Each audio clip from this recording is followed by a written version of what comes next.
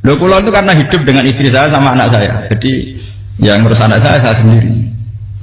Jarang kula ngurus dalam jarang. Memang itu memang saya punya standar pakai kitab-kitab kados hikam. Saya ini merasa hidup di dunia itu sendiri. Sampai tak warai la Allah kana kotar. Imam yang ngarang hikam itu punya resep supaya kamu seneng terus. Liyakil lama tafrahu bihi, mesti yakin lama tahzanu bihi. Usahakan sedikit sekali apa yang bikin kamu seneng, maka akan sedikit sekali yang bikin kamu susah. Jadi misalnya kulo nih, jadi kiai misalnya cari wong ya kulo kiai wong alim, jelas nak ngalimnya ngalim, nak kiai rapati ya, nak ngalimnya jelas. Tapi nak kiai rapati, nah kan kiai tapi orang ngalim. Nah kulo nak darah wong alim malah beliau jelas. Nak kiai rapati ya, kulo rapati nurut, tapi aturan masyarakat rapati nurut. Nah sampean kiai tapi orang nopo ngalim. Ya betul. Enggak, ini memang bedanya jauh. Ya mungkin lebih kiai sampean cara derdek-derdek dongo meyakinkan sampean. Tapi cara artine dongo piye paham kulo. Lha boten iki nyata, sampean rasa tersinggung napa barang-barang napa? Nyata. Nah, kalau sering ditakoki kiai-kiai masalah resepnya apa jenis? Konjinan ratau susah, dal kita ratau berikan, ratau mohon sisip. Resepnya ilmu itu gini kata hikam. Ulama yang kayak hikam itu pernah ngarang kitab tuh saking syukurnya entah saking angkuhnya terserah ngomentari. Kamu harus yakin bahwa di sisa hidup Anda itu tidak akan maksiat lagi. Sehingga kalau kamu ditegur maksiat, anggap saja akhiru maksiatin kudirat alika. Anggap itu yang terakhir. Siapa yang menganggap mohal bahwa dia tidak akan dosa sampai mati, berarti menganggap Tuhan itu lemah. Karena cara berpikir kita kan bayangkan hidup itu 40 tahun lagi. Misalnya saya sekarang umur 40, bayang umur kadang 4 tahun meneh. Sampean misalnya umur selawe, bayang selawe tahun meneh. Sehingga menganggap dalam durasi selawe tahun kok orang maksiat kan mohal. Apalagi sampai sudah tahu maksiat itu bakat tempah. Ya maksiat ya kelas-kelasan, nak bikin pacaran. Nak wong iso mau mah yo nakal, nak sing setengah soleh ya berbau proposal ya sesuai kontaknya DWD. Itu kan urusan masing-masing. Ya itu kan urusan masing. Wae waktu sabu ala wah, ngene ora ana sing roh wae waktu sabu. Ala.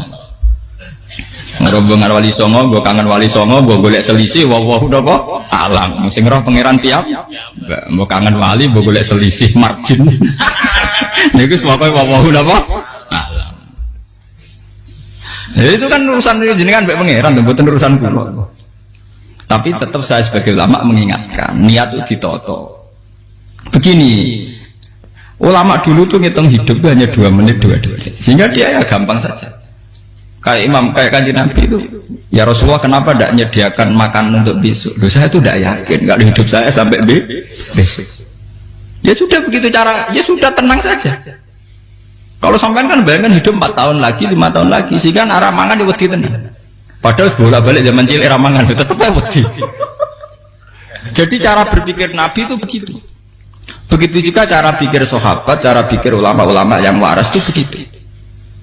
Loh, saya itu pernah melarat di Jogja, zaman pertama merantau. Itu kalau nanti saya bilang, Gus kok tidak punya beras, tapi aku yakin nak sesuk urip palu. Kowe buta mangan sesuk, anak sesuk ijek napa? Cara berpikir ulama itu begitu. Sehingga melihat maksiat juga gitu. Alhamdulillah aku ijek urip 1 detik, 2 detik, 2 menit. Sehingga hidup. Dan itu sudah cukup untuk lafadzkan la ilaha illallah. Makanya kata yang ngarang hikam, betapa murahnya Allah. Surga itu hanya bisa dibeli dengan 2 menit. Karena surga itu senilai la ilaha illallah. Miftahul jannah la ilaha illallah. Itu cukup 1 menit. Berarti surga itu regane mau 1 menit. Dan karena dia nganggap hidup itu 1 menit ke depan, la ilaha illallah, ya sudah. Dia ngitungnya hidup itu per menit. Kalau sampean kan enggak, per 10 tahun, per 20 tahun. Sehingga kriminal betul, cara pandang sampean itu kriminal betul. Sehingga bang, kudu di duwe, kudu di bojo, nak kiai kudu di pengaruh. Nah kalau saya enggak, saya meskipun tidak sehebat itu, tapi mewarisi keilmuan mereka. Jadi misalnya saya jadi ulama, itu bayang dong, di santri mau sitok. Islam pokoknya ke Ahmadiyah ya gitu saja. Ya pokoknya ya sudah gitu. Orang bayang lo santri yang kelambinan takwa khusyuk salam template demen gelo, demen apa? Lo tanyakan santri-santri saya itu mungkin belum pernah nyuri saya bikin kopi. Bisa dihitung. Karena saya itu sederhana saja. Misalnya saya pergi dari Jogja ini yang nyata salam. Bayang lo Jogja gue semaca gawekno kopi, bukakno lawang malah kecewa. Seperti umumnya orang kan gitu. Semerantau ada bang bojoku nyuambut, digawekno kopi, digodhogno banyu hangat teman, bareng teko bojone wangep kukur-kukur. Karena tarifnya dia ideal, maka mudah kecewa kalau itu tidak terjadi. Nak kula mboten, sebayangno koyo Jogja, bojoku cek utuh Islam, nak salat di madhep wulan ya sudah gitu. Pakai standar-standar yang minimalis. Saya dari rumah bangun sampai ngaji ya, pokoknya melek, ya sudah nak sholat demadem nopo, mulanya sudah gitu. Andai kan saya pakai standar maksimal, maka akan mudah kecewa. Rasulullah juga begitu. Rasulullah itu ngadepi Sayyidah Aisyah, itu ya begitu ngadepi Hasan Husain. Sehingga tidak ada cerita Nabi mudah kecewa, betul. Karena Nabi bayangkan anak istrinya itu ya minimalis sekali, urusan dunia maksudnya minimalis sekali. Misalnya Nabi pagi-pagi tanya, ya Aisyah apa ada sarapan? Enggak ya Rasulullah, ya idzan asumu kan itu saya puasa. Kalau sampean usul-usul ora digekno kopi wong wedok opo? Itu kan repot. Muni-muni itibak sunnah Rasul tapi enggak pernah sampean mendekati sunnah napa? Rasul. Sehingga ya tenang saja Nabi. Saya tuh alhamdulillah bisa niru dalam gitu-gitu tuh bisa. Makanya ini kiai muda paling enjoy.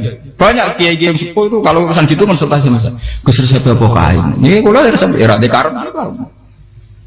Sehingga saya tidak pernah bayangkan apa tanggaku seneng aku atau orang ngaji aku kecewa, tidak pernah bayangkan. Sama bukan makhluk, tidak penting. Kecewa itu tidak benar. Saya itu orang alim, ngerti ini warido kamat lubi, ora warido kum.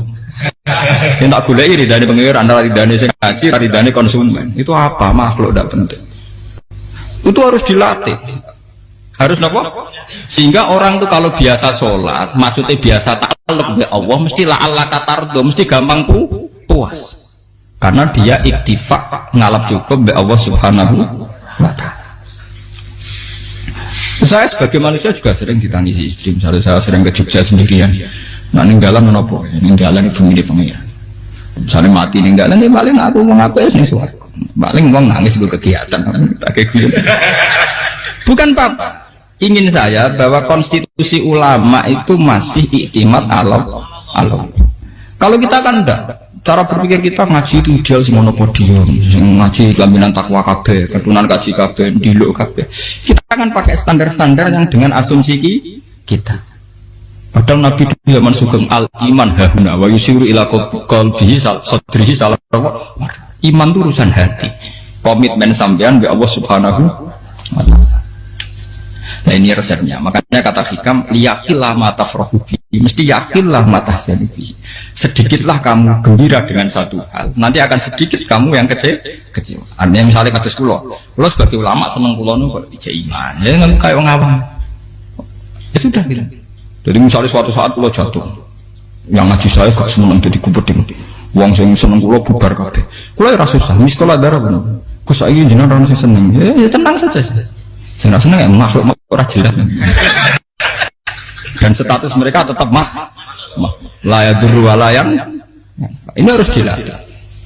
Sehingga Nabi itu ya meskipun beliau itu perang, sahabatnya meninggal, ya tenang saja. Nabi cara berpikir yang meninggal mereka mati syahid, yang masih hidup dianggap berpotensi melakukan kebaikan. Sama tak warai resep-resep dari Rasulullah Shallallahu Alaihi Wasallam. Saya ini sebetulnya memaksa, menjelaskan ini maksa, karena saya inginnya jadi ulama yang kayak umumnya orang. Tidak ideal amat. Tapi kan saya ditakdir ilmunya itu ideal. Jadi terpaksa saya jelaskan. Tapi kalau perilaku saya tidak akan ideal. Soalnya ngawur. Saatnya mari Ghafuri pengiran nganggur bolak-balik cerita. Ada seorang wali, karena dia wali itu doa di multazam, ya Allah saya ini minta satu hal. Karena dia wali maka tidak minta uang, tidak minta jabatan, minta engkau takdir saya tidak pernah maksiat. Itu kan bagus sekali. Minta doa ditakdir gak maksiat kan ada. Dari pengiran malah Syafi'i. Fa'ena ada ghufran. Karena tahu maksiat malah sifat ghafurku tak ada kok endi. Gamane pangeran ini sifat ghafurku rak nganggur. Malah tidak ada orang selain Nabi kecuali ditakdir tahu maksiat dan sifat ghafure pangeran efektif. Paham napa? Lah nek sampean kan ghafure mbok nggo kabeh. Dadi karek sajidul iqab.